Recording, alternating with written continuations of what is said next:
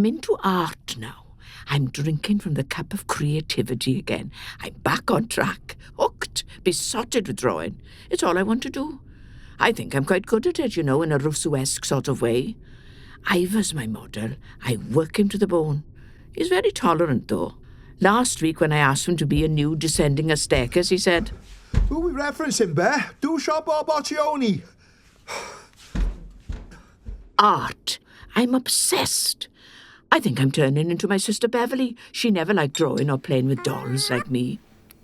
She liked insects, woodlice and beetles. She kept them all in a big fishbowl. She'd wait until they pegged out, then she'd put them in coffins she'd made out of little raisin boxes. Then she'd bury them in the garden.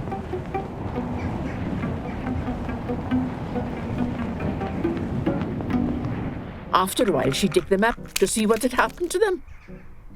She was really obsessed. Melvin lived next door, and one day, Bev borrowed his favourite train set so that her pet mouse Peter could ride in it. She'd bribed him with the promise of sexual favours. Bev forced the mouse to drive the train, but she soon got bored with that. So she put things on the rails to cause derailments. Catastrophes, she called them. She got more and more ruthless.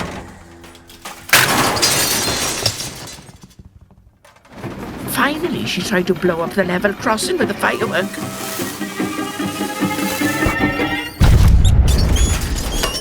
She hoped to bump off the mouse, but the carpet caught fire and the mouse turned brown.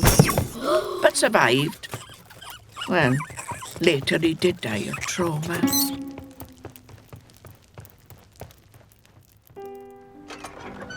She gave the mouse the works, a state funeral into the garden. She played Ravel's Pavane for a dead Infanta on Dad's Dunset record player. She made us all wear black.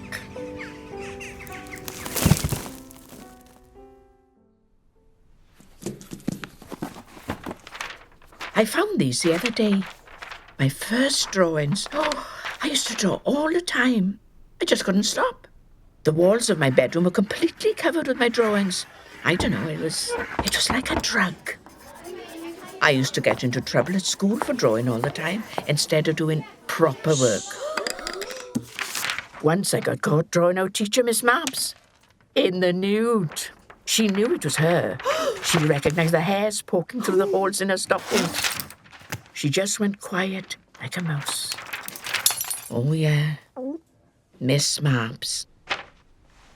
Drawing's all I ever think about now. I draw all the time, but I still make things for people too. But that last jumper I knitted for Edie's little girl, well... It's lovely, Beryl. It's really artistic. Only I never saw her actually wearing it. All I ever wanted to do was to go to art school, be creative, have a career, but then I got pregnant with Colin. Oh! Yeah, Colin. Another obsessive in the family. One day when he was young, he brought home this pigeon. It couldn't fly, it had a broken wing. He called it Percy. Oh, Colin adored Percy. They were inseparable. He did everything for him. It was a love affair. He even hoisted him up on the clothesline so he could relate to other birds. He built Percy a state-of-the-art pigeon coop. It had everything. Mezzanine floors, central heating run by a steam engine. It was a palace in the garden. In the house we had nothing. No bathroom and nothing. Colin worshipped Percy. It ended in tragedy, though.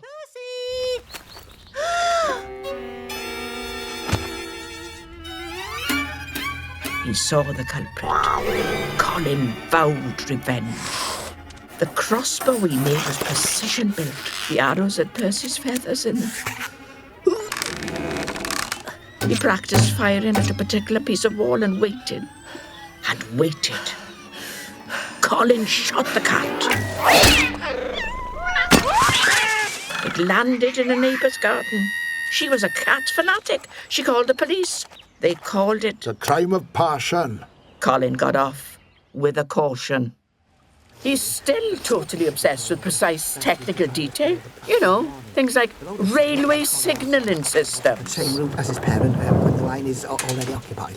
His Yamaha organ. And screw threads. With 12 TPI. Flank angles for metric, UNC and UNF screw threads are 30 degrees. A total thread angle of 60 degrees. Ooh. And he taught himself to speak Dutch. Mama, ik vond die kartenhaar in mijn pasta. I can't believe he's 38 and still lives at home with us. I wish he'd get himself a bloody girlfriend like a normal bloke. Move! Oh, hurry up. Yeah, obsession. The whole family's obsessed with something. Colin, Beverly, now me. Move! I blame how Grandma's influence she was obsessed to with pickling. Gran preserved everything, pickled in big jars.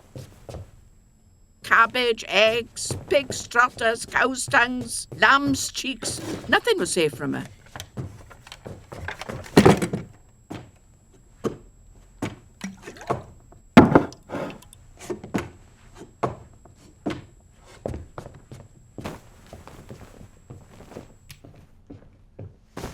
Bev loved going to Gran's house just to stare at all the jars. Wow. Especially the beetroot. Sometimes she stole some. I always knew because it left crimson stains on her hands. She wouldn't wash them for days. She cried when the stains disappeared.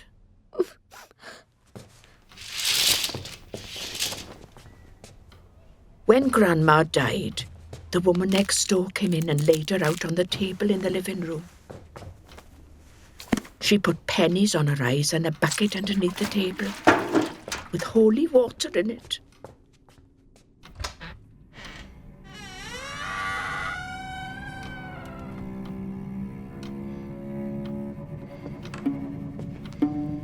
I saw Bev sneak in.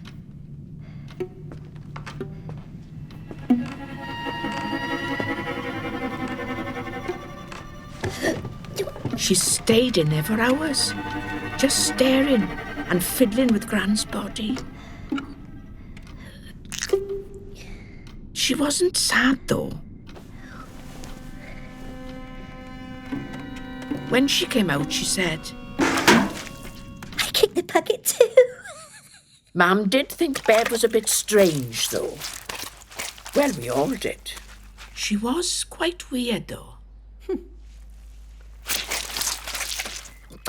Like when we went to the seaside, she never wanted to play on the beach with me. She always went to the cockle stall to stare at all the pickled fish. She was entranced. She saved up to buy a jar of jelly deals. She never actually ate them, though. She just brought them out on special occasions to look at. I used to find decaying food in her room, hidden in drawers. When I asked her about it, all she said was, There's bread in the British Museum that's 2,000 years old. It's fantastic, Bear. She made a necklace out of old, dried-up carrots with rhinestones stuck in them. She wore it to her 10th birthday party with earrings made out of dead wasps. I drew ponies in my scrapbook, but Bev had photos of mausoleums, mummies and tombs. Vladimir. She told me she had dreams of meeting Lenin in his tomb in Moscow. She idolized him.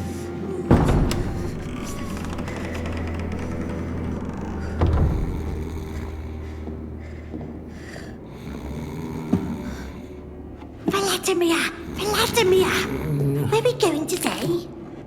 Ah, Beverly.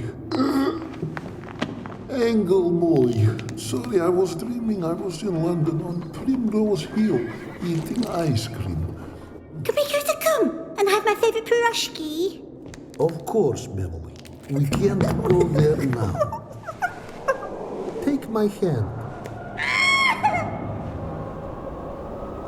Are we nearly there? Of course, it was all fantasy, but she was obsessed with him.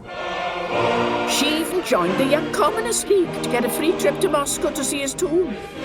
But the bus only went as far as East Berlin. So Bev quit the party in disgust. That's the thing about Bev. She always went for it. Oh, fanatical. Oh. Where's an acting twin secondum to land for the day? It is the twin kid this week that with the deadline missing, ma'am. Bloody hell, Colin. This is a seminal piece. My first dynamic self-portrait. I'm asserting my identity, making my physical mark. It's a new dawn for me, like Bev had when she discovered Trigger.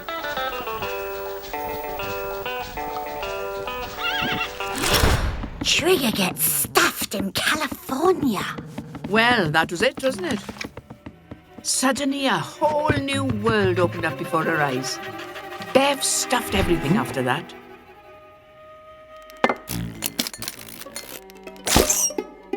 She had a book of instructions. She learnt it off by heart.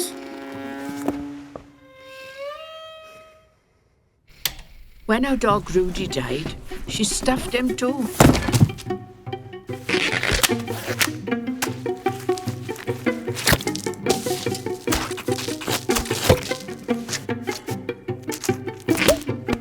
Then she put Rudy on the mantelpiece.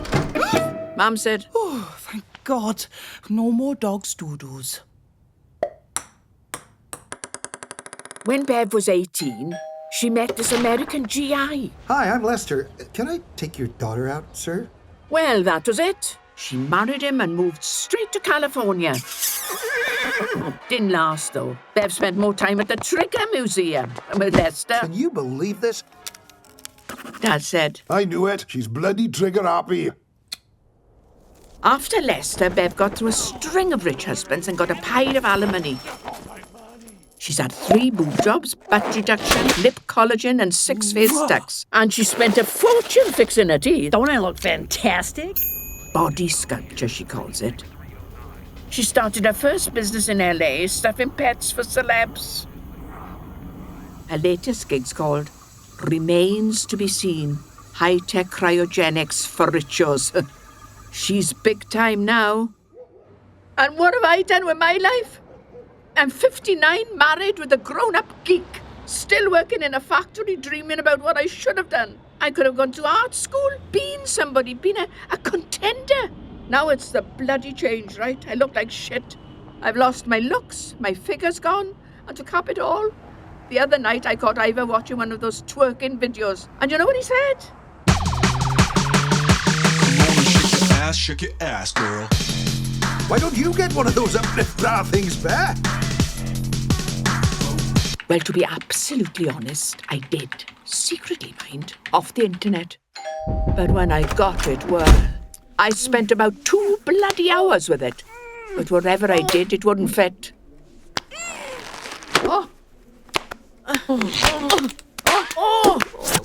Oh, fuck it. Why am I doing this shit? Oh, I hate myself. To cap it all, later on, Ivor found it in the packet on the sofa. Oh, what's this? Opened it by mistake, did you, love? Oh, must be for the girl next door. I'll just take it round, should I? Oh, you didn't try it on, did you, Bear? You did, didn't you? That's it. I need a hit of Bev. She's my rock.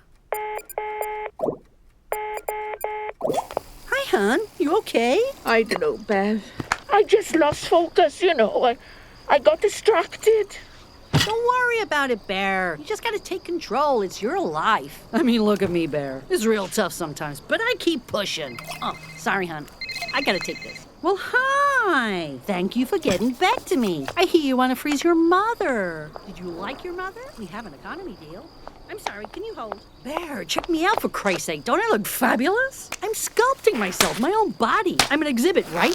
I'm a living gallery. My body is my art. I gotta go, hon. Just go for it. What are you waiting for? Mwah. She's right, though. I just gotta go for it. No more arsing about. Ivor! How are we doing this, Bear?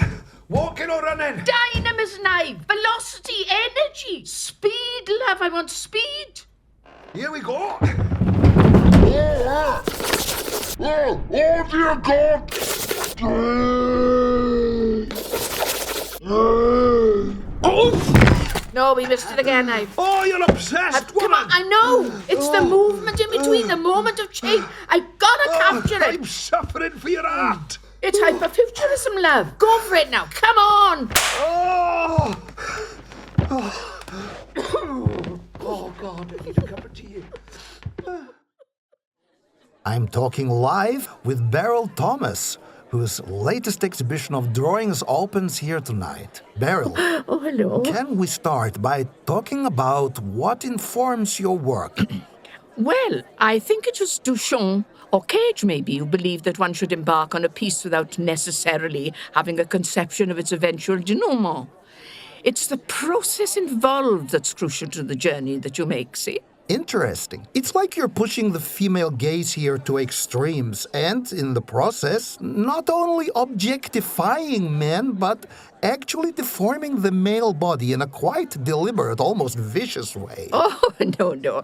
I completely lose sight of the male form. Sex is not involved. I'm just looking for what supreme moment of change, the point of dynamic abstraction, the images in between. It's what I call hyperfuturism. God, this vodka's good, isn't it?